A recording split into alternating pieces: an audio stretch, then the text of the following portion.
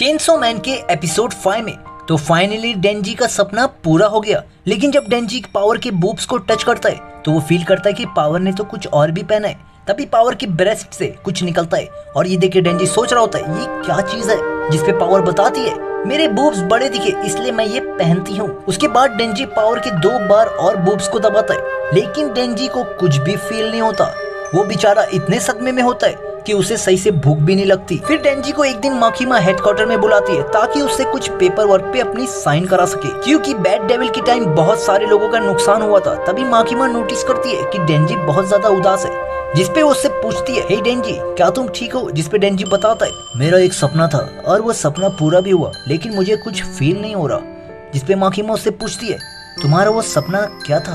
दरअसल मैंने पहली बार किसी लड़की के बूब्स को टच किया, लेकिन मुझे कुछ भी फील नहीं हो रहा। तभी माकीमा डेंजी के हाथ को पकड़ के उसे समझाती तुम्हें सबसे पहले उसे समझना होगा, उसे फील करना होगा। और ये कह के माकीमा डेंजी के हाथ को काटती है और आखिर में माकीमा डेंजी के हाथ को अपने बूब्स पे रख देती है। और ये देख के डेंजी की धड़कन रुक जाती है, लेकिन डेंजी को देख के लग रहा होता है वो मन ही मन में बहुत खुश है। तो माकीमा उसे बताती है तुम्हें मेरा एक काम करना होगा डेंजी, और वो काम बहुत खतरनाक है। डेंजी ये सुन के पूछता है कौन सा काम? तब माकीमा बताती है दरअसल हमें काफी वक्त से एक गन डेविल के पीछे पड़े हुए, उसे आखिर बार 13 साल पहले देखा गया था, लेकिन उसे कोई मार नहीं पाया।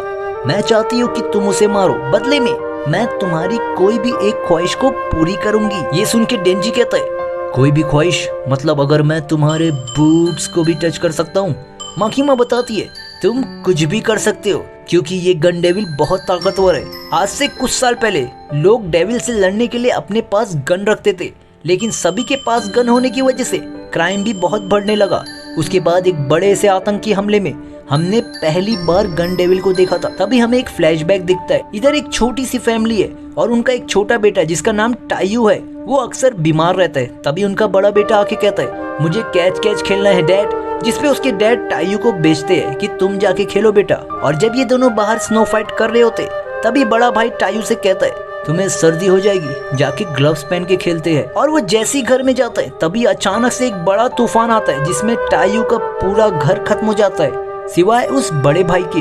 और वो तूफान इतना खतरनाक होता है कि सिर्फ 5 मिनट में तकरीबन 10 लाख लोगों की मौत हो जाती है। ये सब सुनने के बाद डेंजी पूछता है वो सब तो ठीक है, लेकिन मैं उसे ढूंढूंगा कैसे? जिसपे माकीमा उसे बुलेट्स के टुकड़े दिखाती है और कहती है ये बुलेट्स नॉर्मल बुलेट्स नहीं है, इन्हें हमने ढूंढ ढूंढ के इकट्ठा किया है और ये सभी एक दूसरे से चिपके हुए जैसे एक चिंबुक। अगर बहुत सारे बुलेट्स इकट्ठा कर लो तो हमें पता चल जाएगा कि गन डेविल किधर है।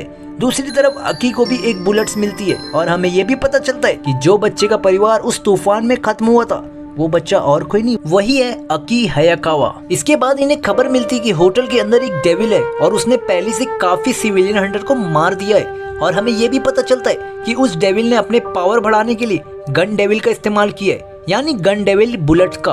तो अकी और उसकी पूरी टीम उस होटल की ओर बढ़ती है और अकी की टीम में हम कुछ नए लोग को देखते हैं जिनका नाम हिरोकाजो और कोबैनी है। इधर डेंजी अकी से कहता है कहीं ये गन डेविल तो नहीं? जिसपे अकी बताता है अगर ये गन डेविल होता तो ये बुलेट्स बहुत तेजी से अट्रैक्ट होने लगती। हिरोकाजो पावर और डेंजी को देख के कहता है हे हमें इन पे भरोसा करना चाहिए, इनमें से एक फिंड है और दूसरा तो मुझे एक बेवकूफ दिख रहा है। जिसपे अकी कहता है ये दोनों सबसे पहले उस डेविल को मारेंगे, अगर ये दोनों भागते हैं तो इन्हें सबसे पहले मैं मारूंगा। ये बातें सुन के हिमेनो डेंजी से कहती है अगर तुम इसे मार दिए तो मैं तुम्हें लिप्स पे किस करूंगी। और ये सुन के डेंजी जोर से अंदर भागता है। तभी हिरोकाजो उससे लड़ने लगता है, क्योंकि हिरोकाजो नहीं चाहता कोई छपरी हिमेनो को किस करे।